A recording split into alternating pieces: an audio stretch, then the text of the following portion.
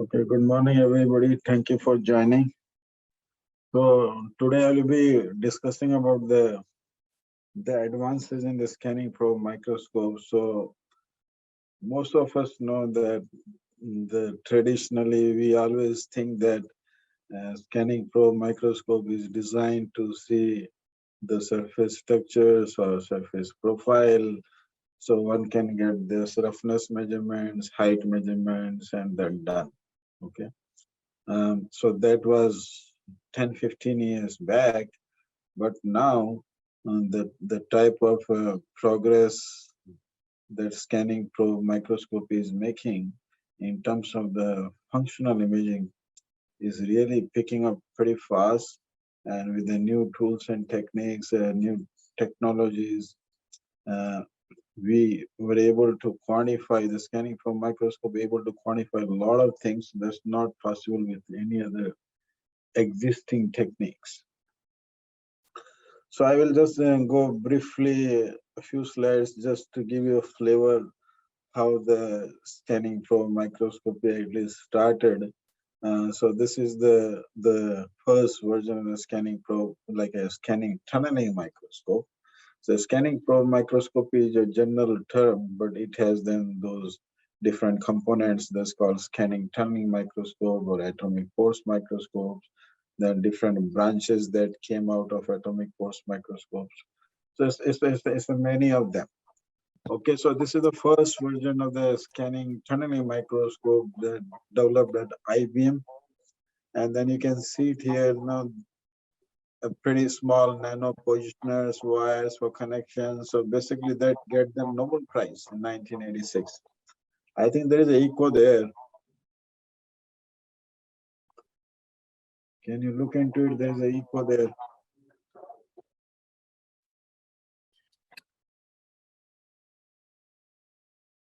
Okay.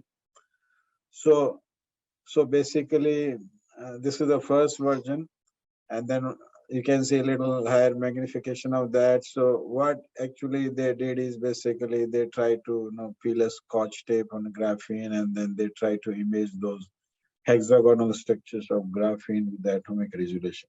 Okay, so that was the first microscope that was way back in 1986. And then you can see a person who wins the Nobel Prize on this. This is basically that the larger view of that microscope. It's a handmade little positioners and a little probe. And then you know what happened. So that system now is basically in the museum of in London, Science Museum London. So that is still there. If you go from there, sometime you can just see it there. So basically, in the conventional AFM technologies, um, there are three predominant modes. One is a contact mode on the left. You can see where tip make a very physical contact with the samples, highest resolution, but it can damage the surface. And the feedback is basically to maintain a constant force, the tip doesn't crash. So basically, then the more popular version of that was the tapping mode. This is the most popular. Still, people use it if they just want to look at the surface profile. Here, basically, you oscillate the probe at a resonant frequency, and then you can tap the surface. So basically, you are not dragging, so there is no shear force. So that will allow to basically have a lower contact force, and then you can image soft molecules like polymers, some biomolecules, hard structures. And then the right one is the non-contact mode, especially for made for biological cells and all those things where you don't require any high resolution. It's a non-contact mode. Basically, all the interactions here are van der Waals interactions. So this is a typical conventional scanning probe microscope, how they works. So just highlighting the basic principles. But you can see in the earlier times, people to start moving, they used to move molecules to make different structures. So this is back 30, 40 years, 40, 50 years back, they used to do some lithography with the AFM sharp probes. So they can create, the image of Mona Lisa, by just heating the samples and use a probe to write some nanostructure so they can create an image. So this is an example how people started with this such a creativity, and then that can let that has led to a, much more advanced AFM capabilities.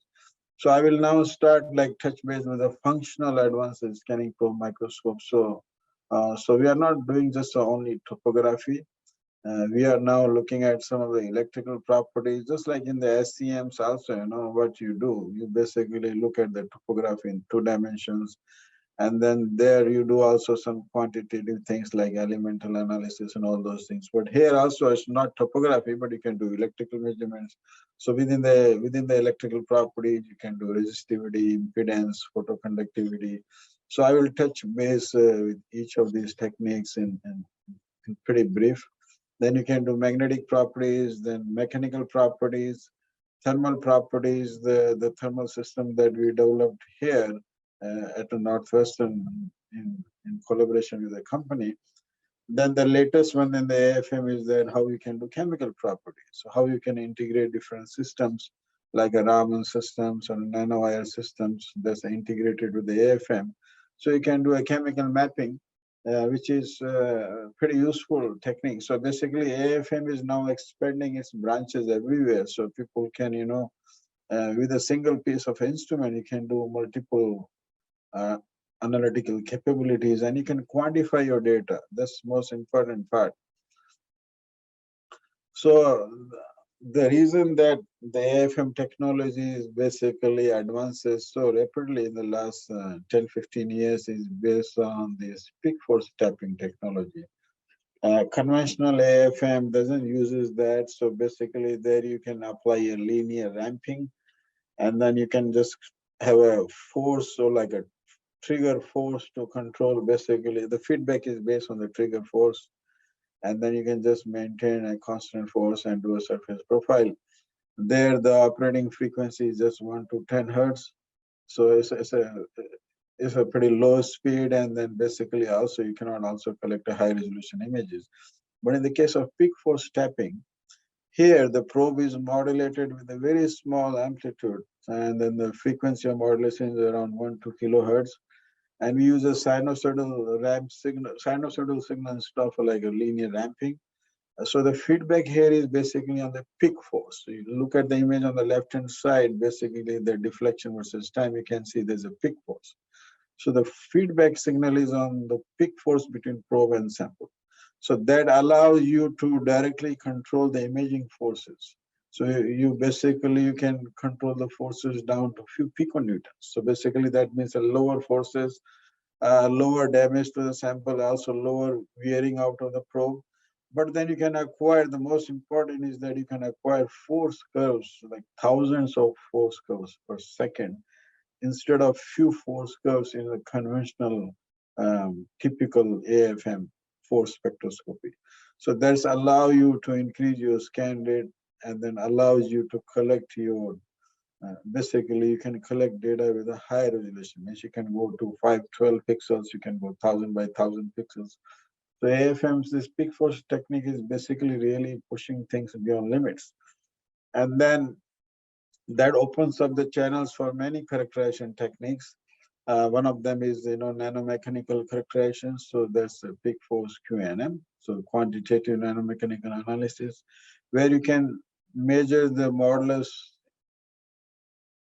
It's a large variation here. You can go for biological materials, polymer, composite materials, measure the elastic, viscoelastic properties. So this really opens up a whole new branch of imaging where you can do a lot of these quantitative mechanical mapping. So basically it's more surface sensitive. If you try to do a bulk modulus type of measurements, then obviously you have to use the indenter system that we have that uses the diamond probe, so you can go deep inside the samples and measure those properties. Here in the case of a peak force, you can see a typical force separation curves, and then just this is how the probe comes in contacts, and then it snap-ins. So the probe in constant contacts, and this is a pull-off. And during the pull-off, there is a hysteresis here because of a meniscus or a capillary forces, then it goes back. So here, basically, in the peak force, the different section of this curve then allows you to do a different measurement. So basically, first thing we can do a stiffness measurement. From there, we can calculate the modulus. Okay. And then there's a deformation here. Basically, the depth of the deformation. So if you calculate this, and if you can correlate with the if you know the contact area, then you can also do the hardness. And then you can also do adhesion, basically adhesion forces. So the force at the minimum of this and up to the straight line. So that difference is basically your adhesion forces. So basically you can do all these calculations quantitatively with the peak force QNM.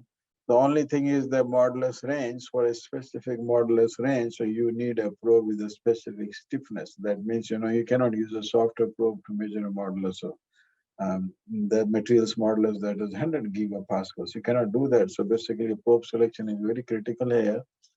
And then you can see here, you can do height measurements, you can do modulus measurement, deformation, adhesion, dissipations. You can do multiple measurements, so multiple channels opens up.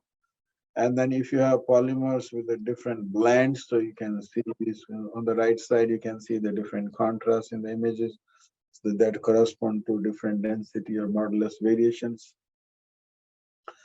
Then another category of functional imaging is a magnetic force microscope. So by the way, we have all these capabilities at Northwestern in the Westfield facility.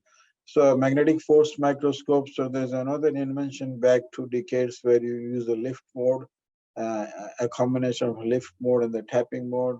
So basically tapping mode, a regular tapping mode is used to acquire your surface structures. And then at the end of that scan line, basically the feedback turn on, then you lift the probe. So you can define, users can define the lift heights and moving at a constant height because the feedback is turned on. So here, basically we use a metal coated magnetic probe.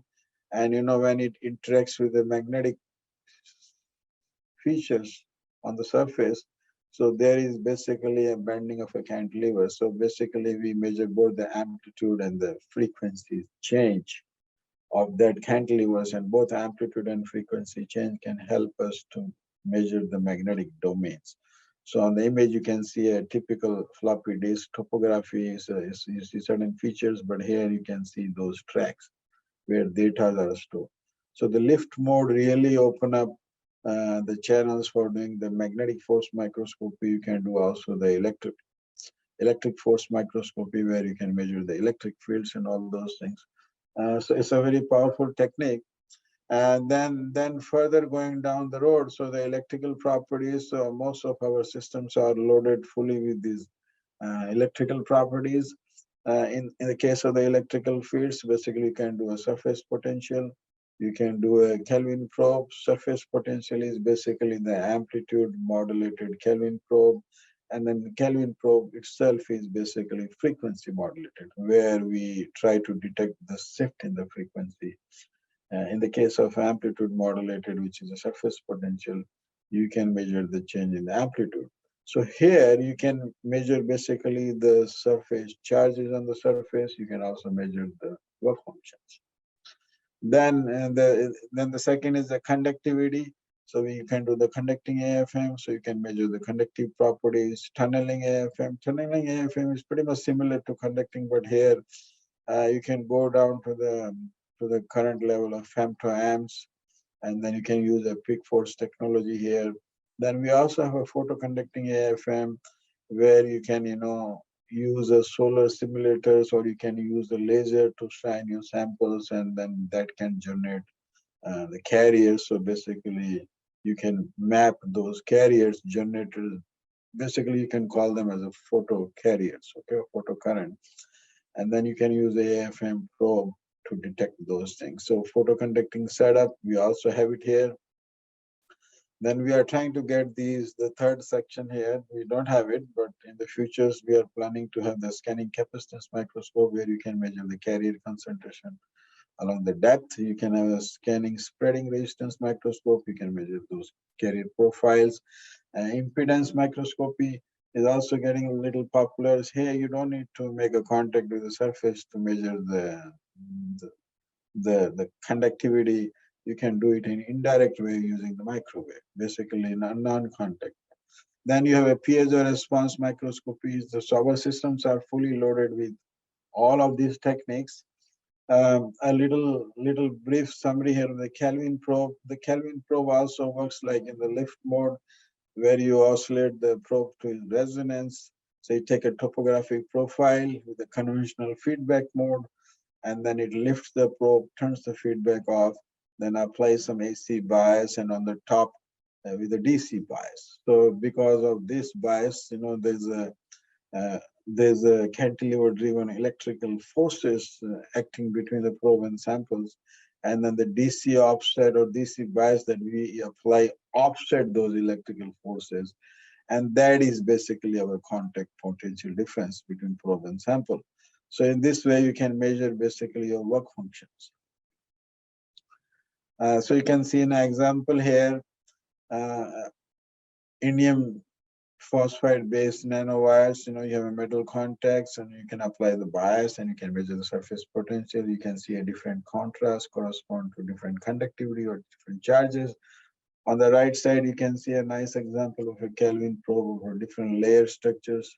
On graphene, topography shows different layer structures, and then the Kelvin probes, shows the different contrasts that correspond to a different work function of these different layers. So basically, it's pretty important techniques for 2D materials, perovskites, and photovoltaic materials. So we have all these capabilities within the SPIT center to do these things. Then we have a conducting AFM, another category of a functional AFM, where you have a simple contact mode type approach where your probe is in contact with the surface. You can apply a bias voltage between the probe and sample, and then you can map the electrical conductivity. So you can see a topographical image, and then this is the current image. The bright dots indicates a very high current, so that lead to a failure analysis in those circuits. On the right, you can also plot individual current voltage characteristics. At is whatever location you want, you can specify, and the probe automatically goes there and defines your IV characteristics, which can tell whether this is a semiconducting, insulating, or metallic behavior. This is another powerful technique. Then the peak force TUNA is basically another category in this case. Here, as I said, the TUNA is peak force, obviously using the advantage of the peak force tapping, and the TUNA is basically tunneling AFM. So here you basically measure a little lower current. You can go to femtoamp, then you have more bandwidth here, so you can change or select different current bandwidth. So here also you can see on the left a typical topography with the carbon nanotubes, and on the right side, basically carbon nanotubes are connected to some electrodes, so you can see a current flows through them, and the rest of the topography is not visible because there's no current. So this is also a very powerful technique to measure the current at a pretty low levels. And so we have it. Then we also have this photoconducting AFM, mostly application is organic photovoltaic cells. So here on the left, you can see a topography. On the right, you can see, when you turns the light on, means you turn the laser on, then you can see a contrast coming because of the photoelectrons. Then when you turn them off, then the current is gone. So this is how, it's a tremendous application in solar cells, photovoltaic cells, So we have this setup here in the Nuance Center to do that. And then this one, we are pretty soon, maybe we are trying to acquire this system, which is basically AFM integration with the IR spectroscopy. So it's basically you can do the chemical mapping with the resolution down to 10 nanometer. This is pretty much to Fourier transform infrared spectroscopy that we have in the CAC, that's called the FTIR. But here the resolution is down to less than 10 nanometer because of the AFM probe. This is a highly monolayer sensitivity. If you have a monolayer on the surface, it can get you that information. It's a correlative, the AFM and chemical imaging together. You can do it together. And so one of the example I'm just telling here is basically high resolution chemical imaging. You can see here a little topography on the left, then a material with the different compositions. You can see a different contrast. The arrows indicates here the line width, the resolution is down to 10 nanometer. So basically you can chemically image those materials. So in the case of and you can also do a spectroscopy. So basically we use a wide tunable IR lasers, and then the laser is basically falls on the sample surface. And then what happen if the laser frequency match with the bands or with the material bands, then basically rapid thermal expansion happen. And then when the probe is brought in contact with the sample, so because of these thermal expansions, there is oscillations on the probe. So what actually we measure is basically the amplitude of the oscillation versus the wavelength. Okay, so that gives you the chemical signature with these techniques. So it's a very powerful technique. Then we also have the non-invasive type of technique that we have. We use ultrasonic waves. This was developed in the Spitz Center almost 15 years back or 17 years. This technique is still there. So we use this technique to measure, to basically find something which is buried under the surface. So you don't need to do any cross sections and do TMs or SEMs. You can directly image on the top, and whatever defects are present on the surface, you can identify them. So this is based on AFM system. So you have a AFM probe and the sample, but here instead of you put a piezo crystals on the cantilevers, and then you also put a piezo crystals under the samples. So you drive them with ultrasonic waves. So basically high frequency driven oscillations. Cantilever is your reference, and then if there is a defect within the samples, that delay the phase of that acoustic waves, and then we measure that phase delay with this probe as an antenna. Okay, so it's an excellent lateral resolution. It's a non-destructive. It's a depth sensitive, and basically is very sensitive to phase perturbations. So this will allow us. So you can see an example here. It's a magnetic particles enclosed in silica core cells, and then you have decorated with antibodies on the top. Basically, you can use these particles for therapeutic applications. So you can see here a typical AFM topography. You can see those silica nanostructures. A typical tapping image will give you the image like this, where you can see a different contrast that correspond to a different density variation within the material. But a typical ultrasound phase image give you a magnetic core, and then the core silica cells, and on the top, basically another layer you can see is the coating of the antibodies. So basically you can see all these things at once. Okay, so basically the idea is that you don't need to go for a complex TM sample prep process. You can use this technique to identify any defects, void, delamination, cracks at the subsurface level.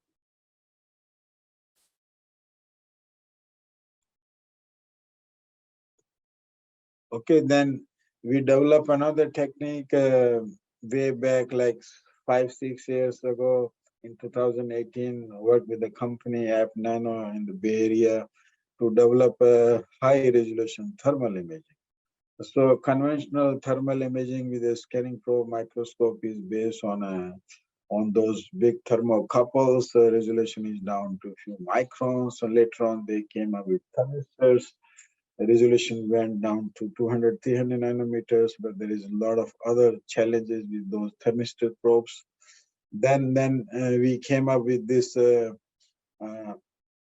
nanomechanical probes is all based on MAMS. So here what we did is basically, if you look at here, this is basically a probe structure. This is a hollow structures, and the thermocouple is here. There are two different metals. So thermocouple is enclosed within the hollow probe structures, okay, hollow tip structure you can say. And then that thermocouple is extended further by a metal nanorod, okay. So this nanorod is basically in contact with the surface. So what happens if there is a lateral variation within the heat and all those things, because there are lateral variations.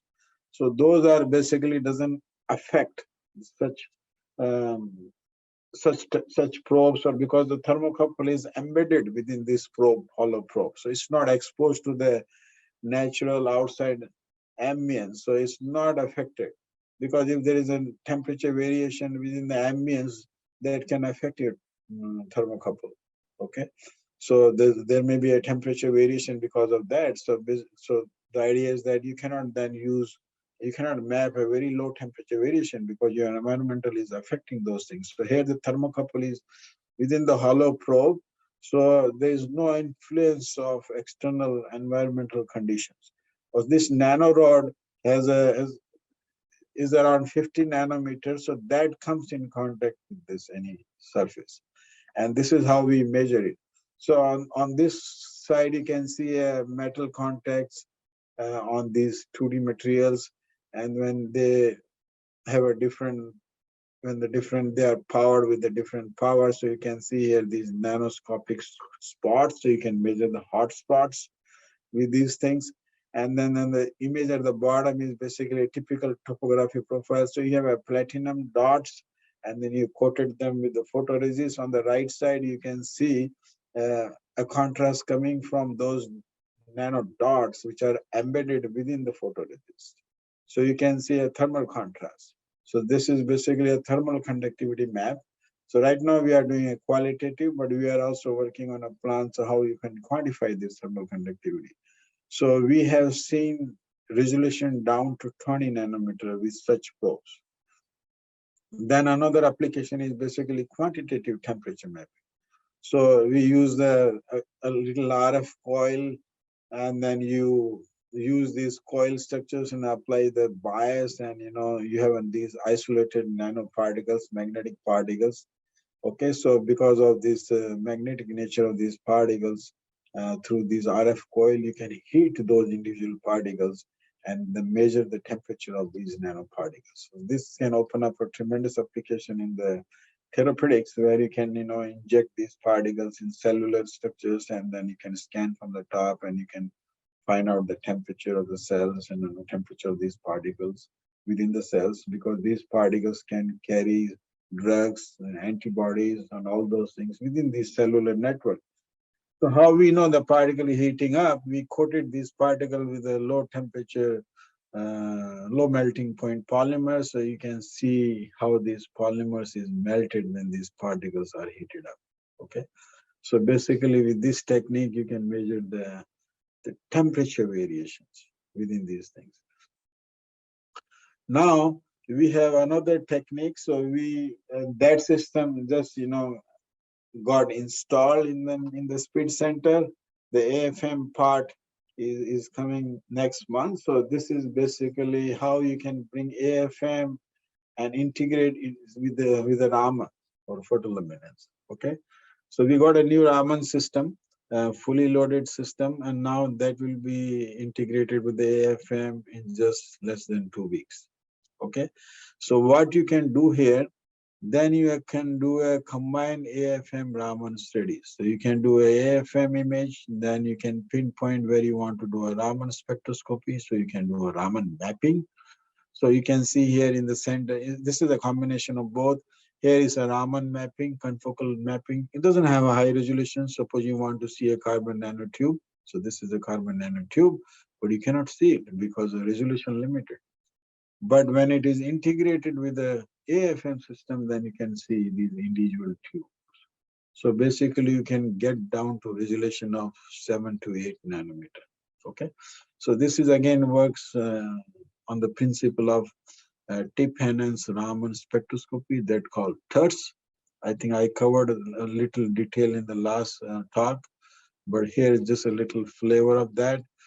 This is how you shine the laser, and then you can use the AFM to basically enhance the tip amplification. Using tip, you can amplify the Raman signal, and you can detect it even using far field optics.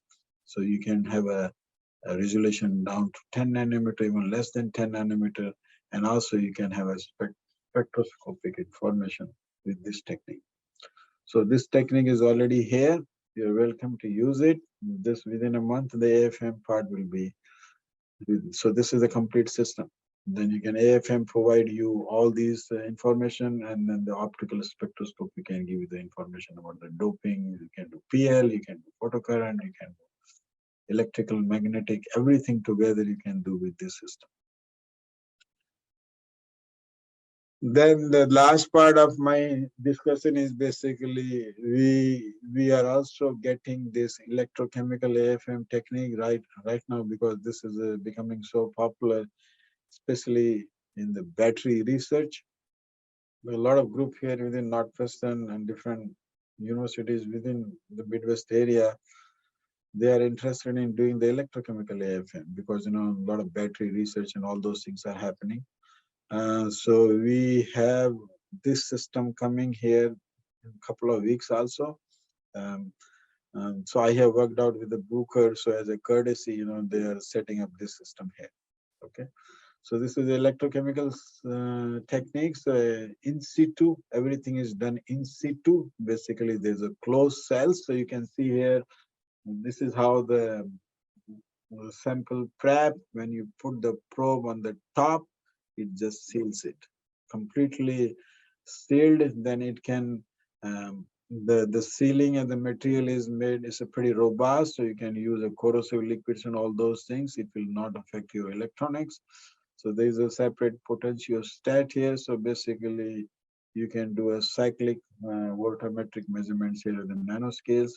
And then when you do the CV cycles, so basically AFM probe scans the surface, and whatever there is electrochemical depositions or reaction is happening on the working electrodes, you can do that. So a nice example here is that copper deposition on the glassy carbon, which is a working electrode in a copper sulfate solution. So over a period of time, you can see how this copper deposition is happening on that electrode. So you can do all these things in real time. So that's it. There are other things in the SPID facility, but I don't want to cover that. Mostly I was just focusing on the functional aspect, because majority of the people still think that the AFM is just to get a surface profile, cross sections, height, 3D images, then done. But this is more to that. The functional images, imaging with the AFM is really picking up these days, especially with chemical ID integrations with the nano IR AFM, with the Raman TERS, and also, and most of these capabilities that we have are fully automated. It requires a very less user interventions. Just with a few change of parameters, you can get these things. So that's also the other advantage as compared to previous AFM techniques, where a lot of things are required to change. But here is a very less user interventions. So it's a pretty user-friendly techniques. Thank you. If you have any questions, I'm just happy to answer that.